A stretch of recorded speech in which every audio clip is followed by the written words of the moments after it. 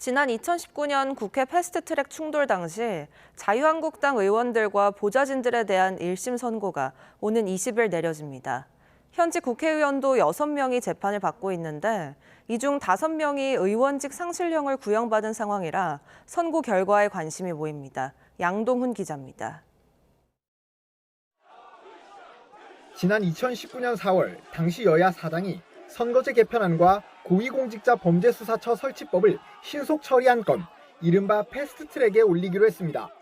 그러자 국민의힘 전신인 당시 자유한국당이 반발하며 안건 상정을 막았고 이 과정에서 여야 간 극렬한 충돌이 벌어졌습니다. 최입의 당시 바른미래당 의원은 사무실에 6시간 동안 갇히기도 했습니다. 의원님만 나오자 제발. 이게 몸으로 하지 마 의원님 진짜. 검찰은 국회의안과를 점거해 관련 서류 접수를 방해하고 물리력을 동원해 정개특위와 사개특위 회의 개최를 막은 혐의로 당시 자유한국당 의원들과 보좌진 등 20여 명을 무더기로 재판에 넘겼습니다. 이후 6년 가까이 진행된 재판 끝에 선고 공판이 오는 20일로 다가왔습니다.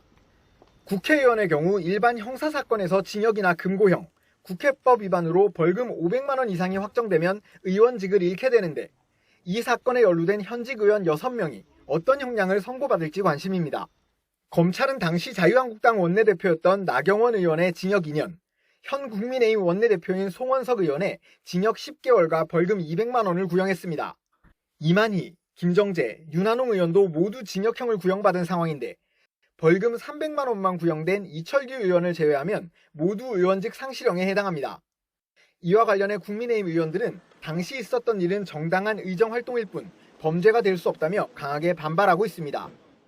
헌정 질서를 지키고 또 헌법 가치를 지키고 자유민주적 기본 질서를 지키기 위한 행위였다. 더불어민주당 의원과 당직자 등 10명도 충돌 당시 폭력을 행사한 혐의로 재판을 받고 있는데 검찰은 이번 달 중으로 구형할 예정입니다. YTN 양동훈입니다.